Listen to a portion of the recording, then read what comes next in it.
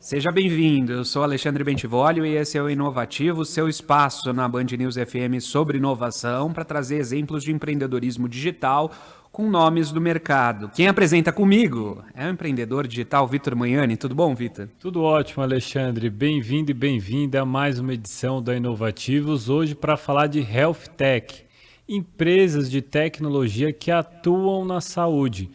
Para quem não sabe, esse é um segmento que está crescendo muito no Brasil e no mundo, se acelerou durante a pandemia e significa que inclui empresas que nascem como tecnologia, que têm como base os sistemas de informação, computação, mas que dão assistência a uma série de áreas dentro da saúde. E a gente chamou aqui para conversar o fundador da Meida Health. Uma empresa que foi comprada, foi investida pela Apvida, que é um dos maiores planos de saúde do Brasil. E estamos aqui com o fundador para contar um pouco da trajetória dele, da empresa, dentro desse segmento que só está iniciando aqui no Brasil. Bem-vindo, Ney. Olá, Vitor, tudo bem? Prazer estar aqui, agradeço o convite de vocês, ao programa Inovativos, e vamos bater um papo aqui sobre as coisas que aconteceram para ver se a gente entende um pouco as coisas que vão acontecer, não é? Estou aqui à disposição. Você pode contar para a gente, para começar, né, um pouco da sua trajetória e da trajetória da empresa? Posso. Eu sou um sujeito da área de ciência da computação, né? E eu não vou dizer aqui quando que eu comecei esse negócio, quando é que eu entrei na faculdade. Eu não vou denunciar a minha idade aqui de saída. Mas, quando iniciamos lá o curso de computação, ainda na década de 80, não se sabia direito o que era isso aqui no Brasil. Nós estávamos começando esse território do conhecimento aqui no Brasil, e logo depois da reserva de mercado, foi uma tentativa do nosso país de desenvolver competências internamente, e tudo aquilo aconteceu em um momento que parecia que ia desabrochar isso no Brasil. Então, eu que era esperado, né, que fosse fazer o curso médico, acabei decidindo fazer o curso de ciência de computação, e nisso eu acabei tendo toda a trajetória de formação na área, né, desde o mestrado, aliás, desde a graduação até o doutorado, e, ao mesmo tempo, em algum momento, eu comecei a aplicar esses hard skills e um pouco de soft também, da minha natureza, na área de saúde. Então, com esse olhar, em determinado instante, eu estava desenvolvendo software. Só que eu concluí que desenvolver software por si só, naquele momento, não construiria um ativo valioso na minha trajetória. Eu teria que conhecer alguma área de aplicação daquele conhecimento em software, ou sistemas de informação, de uma maneira mais ampla, e a partir daí, e com background, tentar fazer contribuições que pudessem trazer melhoramentos para a área, né? Eu sou, a partir do estado aqui, que tem bastante desafios socioeconômicos a serem superados, influenciado naquela época pela baixa inclusão de pessoas dentro desse modelo de acesso, que são chamados planos de saúde. Então, nós migramos de uma empresa de desenvolvimento de software sob demanda para uma empresa que passou a tentar entender como que poderíamos aumentar a inclusão, ou proporcionar a inclusão, aumentar o número de participantes no sistema de saúde privado que havia na época, de financiamento privado, que ainda há, que é super importante no país, que são os planos de saúde. Então, e com esse background de computação. Então, assim, fazendo uma retrospectiva, naquele momento, na década de 90, a gente estava já imbuído desse espírito de health tech, uma empresa de base tech que dominava a linguagem tecnológica, aplicado ao problema de saúde, naquele momento, inclusão por meio lá dos pagadores, né, de payers. Com isso, a gente acabou participando da fundação de alguns planos de saúde, e aí, enquanto modelo de negócio mesmo, depois a gente incluía a linguagem de sustentação do modelo, que é a tecnologia. Participei, junto com outros parceiros, criação de 6 planos de saúde, e o último deles, o Uniplan, ele foi objeto de negociação com a Apivida em 2018. Foi um plano que a gente procurou contrariar muitas premissas que havia no mercado, né? Ele começou com um plano de contratação individual, familiar, né? Era um plano com forte presença na segmentação hospitalar, que atendia aquilo que nós imaginávamos para a época. E acabou sendo uma boa experiência. O Apivida adquiriu essa carteira em 2018, e naquele momento nós tínhamos a operadora de plano de saúde e também, ao mesmo tempo, já a empresa de tecnologia, que era uma empresa que dava suporte a esses experimentos na área de plano de saúde.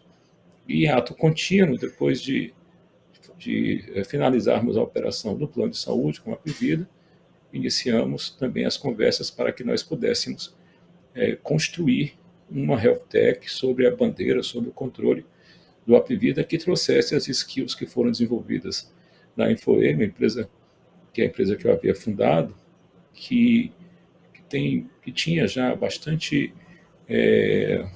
investimento e estrutura na área de pesquisa e desenvolvimento aplicada à saúde, dado que nós temos uma conexão grande com a universidade. Os 3 fundadores são professores das universidades, institutos federais locais, com aquela iniciativa, que era um spin-off da Apivida, que é a Aptec, que tentava trazer e oferecer para outros segmentos do mercado de plano de saúde os níveis de eficiência que naquela época já alcançados pelo sistema Apivida. Então, dessa convergência surgiu a Meida Health, que tenta extrair, né, o melhor dessas duas experiências, e essa empresa que nós temos a felicidade de estarmos agora responsáveis também pela condução. Essa é a Meida Health. E eu fico muito feliz de falar com você, Ney, porque você é um perfil muito singular. Você, além de professor no estado de Piauí, você é um empreendedor, vem construindo empresas e desenvolvendo uma série de soluções. Você também inspira os seus alunos a terem as suas próprias empresas, empreenderem dentro desse universo digital. E, além disso, você vem dentro de um segmento que durante a pandemia foi autorizado, que é a telemedicina, dando assistência para milhares de pessoas em seus lares se consultarem com os médicos, e isso ajuda bastante um pronto-socorro, porque você acaba separando de fato o que é caso de pronto-socorro e o que não é caso de pronto-socorro. Então, só imaginando aqui um hospital, como a gente vê em várias cidades do país, com centenas de pessoas aguardando, muitas delas talvez fossem encaminhadas de uma maneira simples, né, com analgésico, com algum outro medicamento, às vezes é uma gripe, ou seja, casos mais simples, de uma solução também mais simples, o que acaba deixando o médico e os demais profissionais de saúde concentrados ali nos afazeres que eles precisam fazer para casos médios e mais complexos também. Além disso, vocês também têm uma série de soluções para exames, e isso eu queria entender um pouco mais de você. Nessa parte de exames, aonde a Meida está avançando, o que vocês têm já de tecnologia para isso, para facilitar a vida das pessoas? Vamos lá. Além da solução de teleconsulta que nós desenvolvemos para o sistema Apivida, e que tem resultados, assim, como você registra, nossos resultados realmente são muito bons. muito bons. Depois até podemos conversar um pouco sobre isso, mas especificamente em relação à aplicação de inteligência artificial para o plano de saúde, a gente tem 4 segmentos de atuação das IAs, né? Então, temos IAs administrativas. Essas IAs administrativas hoje estão em pleno funcionamento. Nós temos IAs que tratam do processo de autorização prévia, que é conhecido também como regulação, e nesse caso já temos um número 56% da demanda respondida por algum tipo de inteligência dentro da nossa estrutura. Também temos IAs voltadas para a área de auditoria, tanto médica quanto odontológica. O segundo tipo de IA que a gente trabalha são IAs de recomendação. Então, hoje a gente está tentando melhorar a consistência de uma informação que é fundamental para um negócio que precisa saber qual é, com precisão, da patologia que está sendo tratada, que é o CID, e que tem sido negligenciado muitas vezes durante o seu input. Então, a nossa IA de recomendação de CIDs, que corrige, está melhorando ainda mais a nossa base de dados para que a gente consiga construir mais inteligência sobre ela. Terceira, Vitor, que são as IAs que fazem um apoio ao diagnóstico. Na verdade, são as imagens, não é? O diagnóstico baseado em imagem. Então, nós temos IAs que conseguem apoiar o diagnóstico baseado na imagem de raio-x, e aí nós temos tórax, temos seios da face, coluna, né, lombosacra, pés e mãos. Essas IAs estão em pleno funcionamento, ele tem um nível de acurácia muito alto, acima de 95%, e nós estamos como já falei, essas IAs estão em produção. Temos também IAs em mamografia e, recentemente, IAs em tomografia. Então, nosso esforço nessa área é um esforço bastante extenso, continuado, e nós temos conseguido muito bons resultados nesse segmento. Claro que tem todo mundo a ser explorado, um conjunto enorme de exames a partir das imagens que podem ter as observações, os achados apoiados por inteligência artificial, claro, dando suporte à atuação do profissional médico nesse segmento.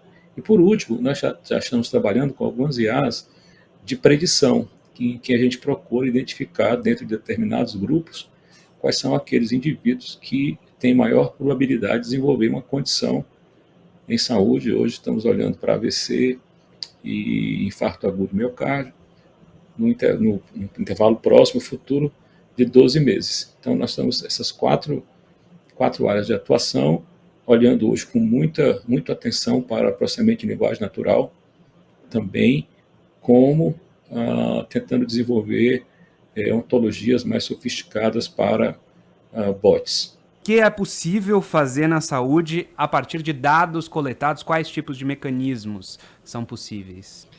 Eu vou trazer aqui uma apreciação de como que, de fato, uma teleconsulta ou uma consulta digital deveria ocorrer, né? Essa é uma visão que nós desenvolvemos.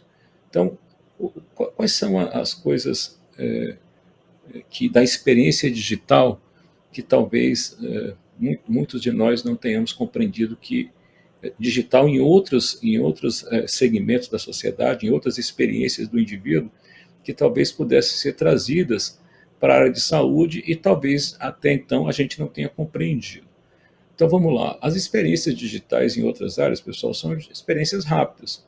Você vai pedir rápidas, ela exige que o atributo de tempo tenha uma restrição maior, né? O tempo seja muito mais considerado, não se espera muito tempo no digital do que nós estávamos ou estamos habituados a aguardar, por exemplo, em uma consulta médica presencial, tá? Então, você vai pedir lá uma comida, ordenar alguma comida por algum aplicativo, você não vai achar razoável que o aplicativo demore 30 minutos para lhe responder, 40 minutos para lhe responder. né, você exige que aquela interação seja interação quase que instantânea. No entanto, nós não temos percebido, e é uma preocupação nossa dentro da nossa solução, que o atributo de tempo ele tenha sido trazido para as experiências digitais, especialmente quando se fala em teleconsulta. Então não é razoável, por exemplo, que se espere 40 minutos, 1 hora, 2 horas. Agora, nós estamos tendo um aumento considerável, né, nas teleconsultas, especialmente de dezembro para cá, casos em que o sujeito espera horas e horas para fazer uma teleconsulta. Não é uma experiência digital essa experiência. Então, quando nós estamos fazendo isso, nós estamos sempre preocupados se aquela continua atendendo os ditames e os atributos de uma experiência digital. Então, quando a gente faz, eu digo de uma maneira geral, como conceito, não especificamente o que nós estamos fazendo, mas o que nós consideramos que todos pudessem fazer, estar fazendo, seria, primeiro, um tempo de espera curto.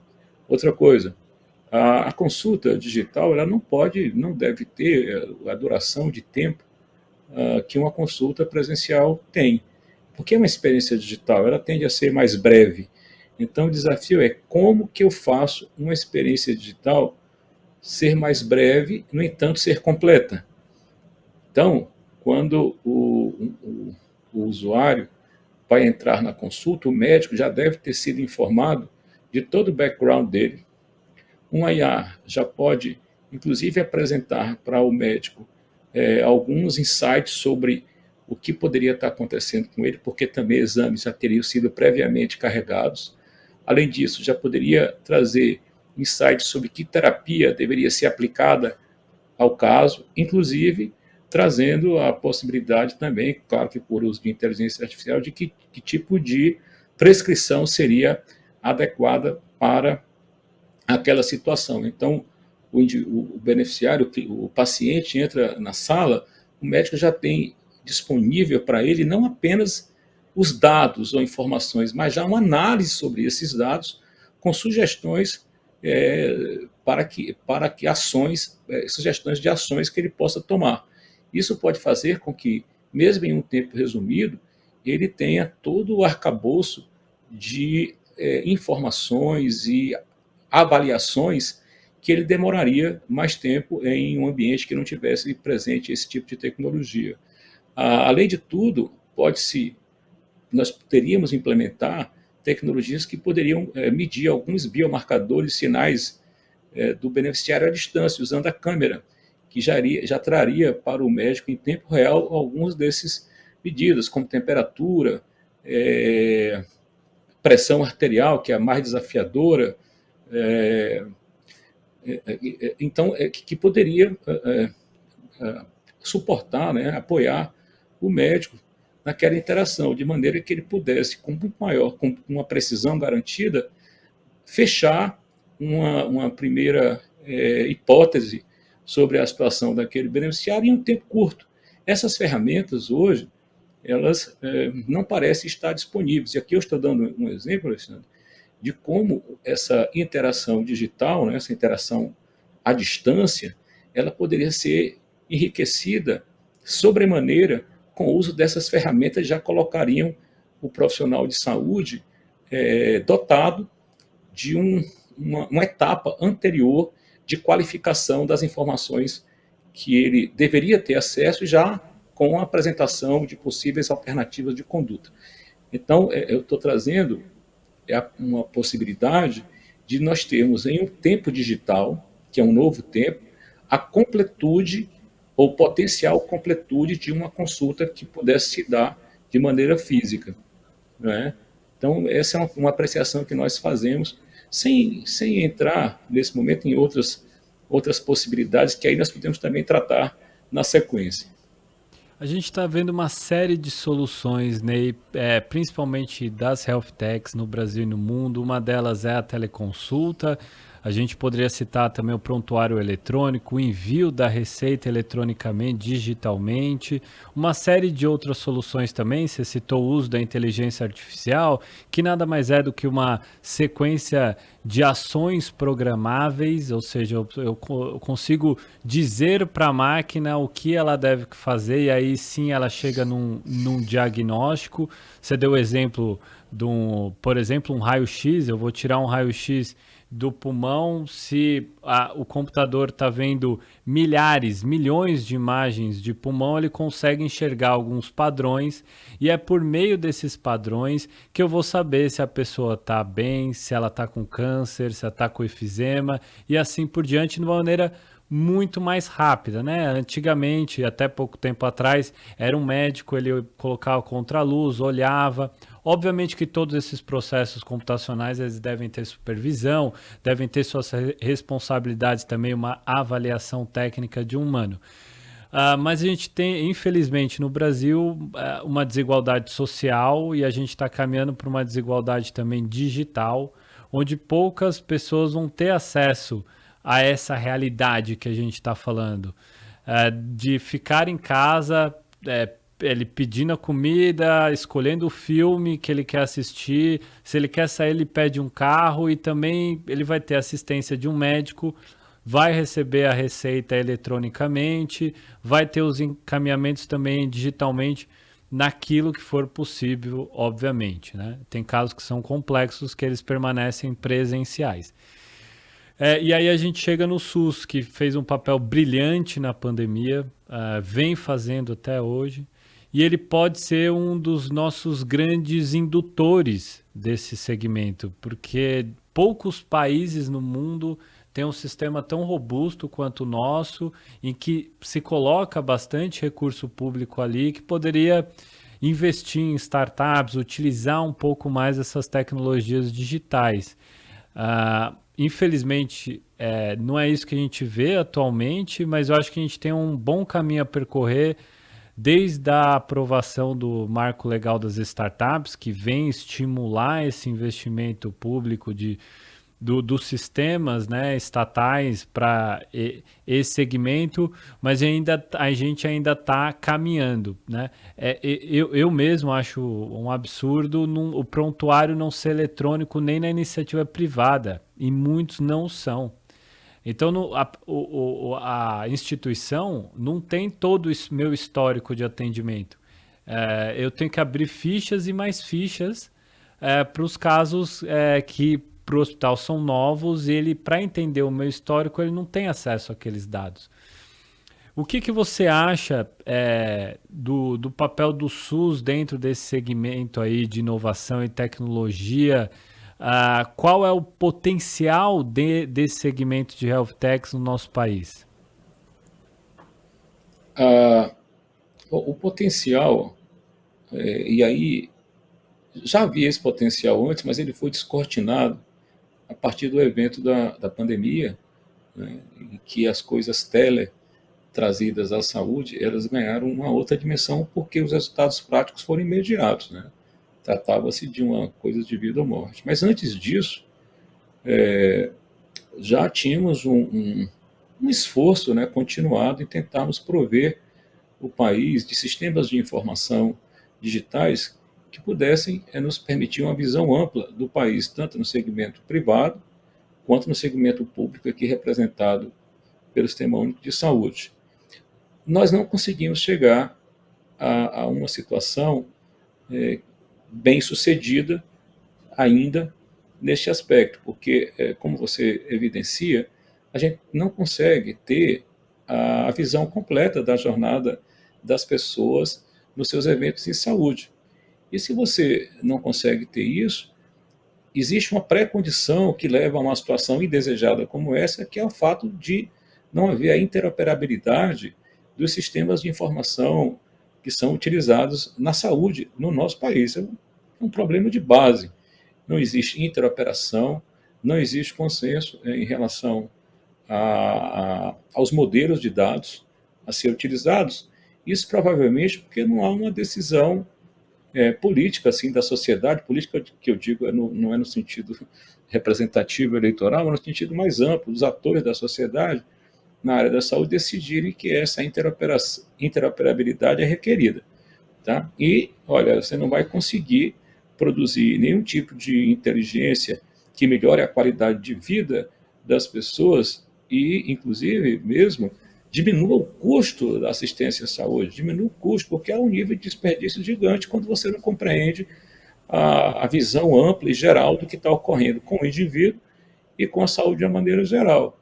Então, enquanto a gente não resolver isso, a gente vai ter, eu acho que é uma condição fundamental para ter algum tipo de sistema mais sofisticado que consiga, inclusive, conduzir a melhor qualidade e eficiência do sistema, baixando o custo da assistência para o indivíduo na ponta. O Sistema Único de Saúde é um sistema que ele tem aspectos que são formidáveis, né, e tem aspectos que têm ainda alguma dificuldade, alguns desafios a serem superados. Eu acho que um desses é fazer com que se construa uma visão única dos dados dos indivíduos do nosso país. Por quanto eles cuidam efetivamente de uma parcela da população, mas sem dúvida nenhuma poderiam estar presentes como uma referência, como líderes nesse processo de trazer para a saúde no país uma uniformidade, uma homogeneidade e uma visão longitudinal desses dados em saúde, que até hoje, mesmo na área privada, existem grandes dificuldades aí que entra, por exemplo, eu vou dar um exemplo do nosso sistema, do sistema Apvida, em que a gente consegue olhar a vida do indivíduo em todos os seus aspectos relacionados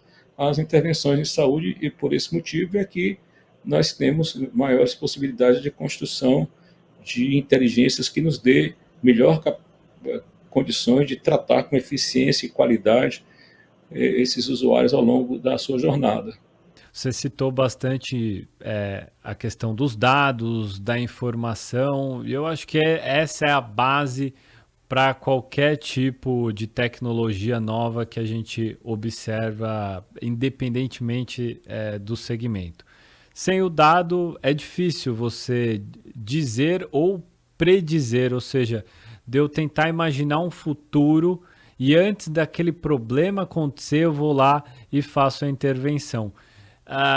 No SUS, a gente teve ótimos projetos, principalmente com a medicina da família, né? Que é a saúde da família, profissionais multidisciplinares, visitando a casa das pessoas, perguntando para as pessoas, antes das pessoas terem, de fato, um grande problema, irem até o hospital. E agora, com a tecnologia, a gente tem a grande oportunidade de efetivar isso em larga escala, né?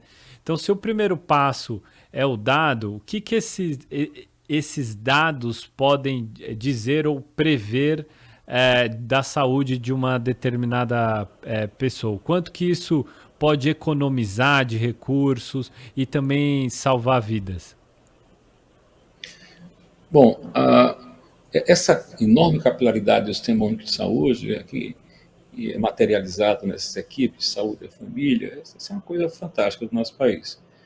E eles já tratam com um conjunto de dados que são suficientes para a descrição das situações em que eles têm contato, nas famílias que eles visitam, nas pessoas das famílias que eles visitam.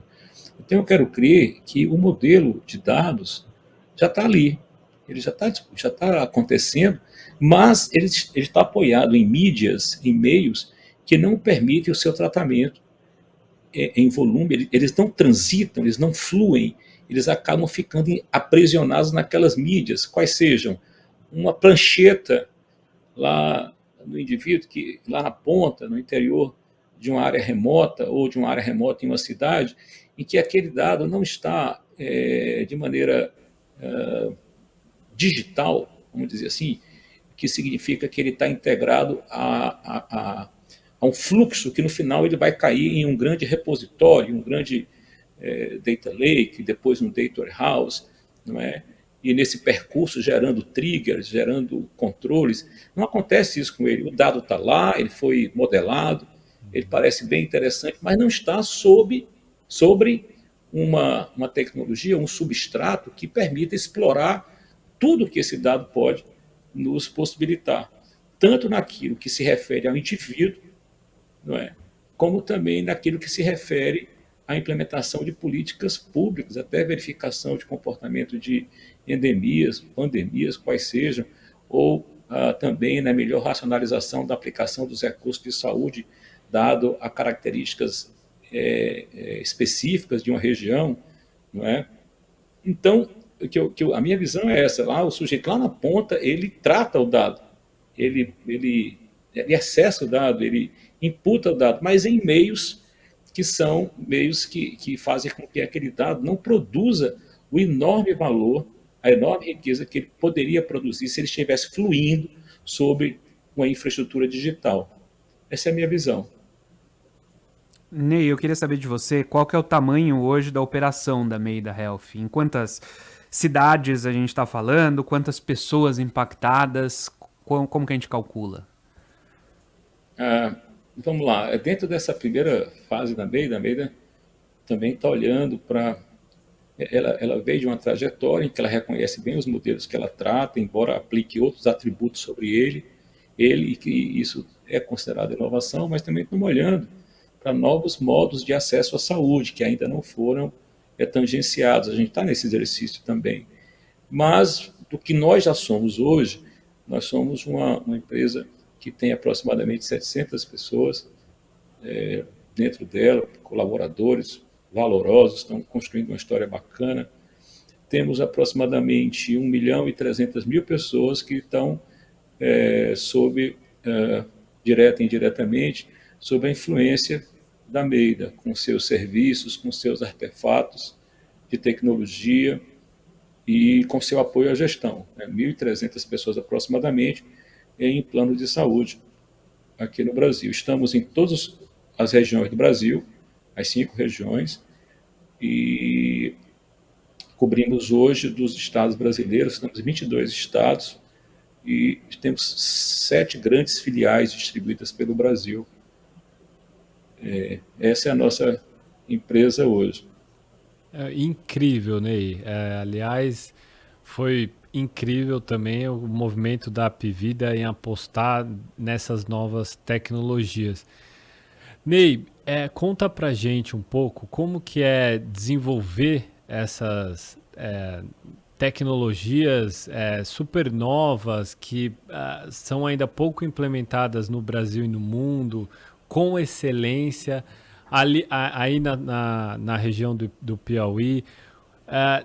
Como que é esse relacionamento com a universidade? Porque hoje vocês estão quase no Brasil inteiro, já estão com uma projeção muito boa. Como foi esse início aí no Piauí, desenvolvendo e criando times, que eu acho que a base de qualquer empresa é você ter boas pessoas ali para executar, pensar, inovar? Bom, nós temos hoje colaboradores, né, que estão no Brasil inteiro, hoje desde o interior de Santa Catarina até o Amazonas. Os nossos colaboradores estão distribuídos pelo Brasil e foi um movimento que nós fizemos na convicção e que você está fazendo e fez já uma transição de uma empresa loco-regional para uma empresa brasileira. Então, a empresa brasileira ela tem que falar todos os sotaques do Brasil. E, no final, falar o sotaque brasileiro que faz com que o brasileiro seja identificado em qualquer lugar fora do país. Eu não sei se vocês têm essa experiência, mas que o brasileiro acaba tendo uma forma própria de ser identificado. Bom, nós, desde o início, aí, considerando as empresas originais que deram surgimento à Maida, a Aptec e a Infoway, sempre fomos empresas que buscamos identificar os talentos, né? E o talento, assim, ele não está aprisionado na sua geografia, não é? Acho que o aprisionamento do talento é muito mais dentro da cabeça dele próprio, de entender quais são as possibilidades que ele pode alcançar. Se ele consegue, muitas vezes, superar aquilo, a influência que a geografia traz no mindset, ele consegue fazer coisas formidáveis, né? Então, você pega os livros de computação, acho que boa parte deles tem um indiano lá participando na construção do cutting edge em termos de tecnologia, o paquistanês, né? O chinês também. Então, essa coisa da inovação, da capacidade, da capacidade do indivíduo, assim, a gente já superou essa questão de associá-lo a um ponto específico, é mais da natureza das pessoas. Assim, filosoficamente, a gente olha assim. E uma coisa que nós achamos que uma ponte que a gente conseguiu construir, que eu acho que o Brasil precisa olhar com mais cuidado em relação a isso, talvez isso possa ser um ponto de mudança até no nosso país, é fazer com que a academia se aproxime das empresas e as empresas também se aproximem da academia. Eu não vejo isso como uma característica que só a academia que produza esse obstáculo. As empresas também produzem esses obstáculos. Muitos dos empreendedores são caras hard workers e tal, eles constroem muitas verdades dentro das suas empresas e têm receio de ter contato com os caras que vêm da academia, que têm uma base científica muitas vezes muito melhor elaborada e tal. Então a gente tem que acabar com essas barreiras, né? Entender que nós todos estamos aqui tentando construir melhorias para a sociedade de uma maneira geral. Então isso nós fizemos. Como nós, na pessoa física, nós tínhamos esse background de professores e tudo,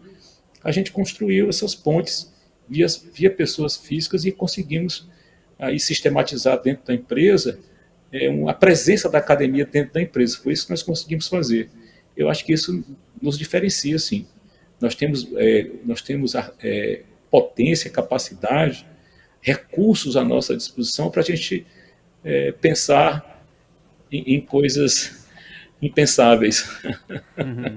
Queria agradecer a disponibilidade e a atenção do fundador da Meida Health, Ney Paranaguá, aqui no Inovativos, falando sobre essa aplicação da inovação, da tecnologia para melhorar o atendimento na área da saúde. Obrigado, Ney. Eu que agradeço a você, ao Vitor. O Vitor já é um querido, já tivemos outras oportunidades. E eu estou sempre à disposição para discutir o assunto dentro daquilo que eu pouco sei e daquilo que eu desejo muito contribuir. Muito obrigado.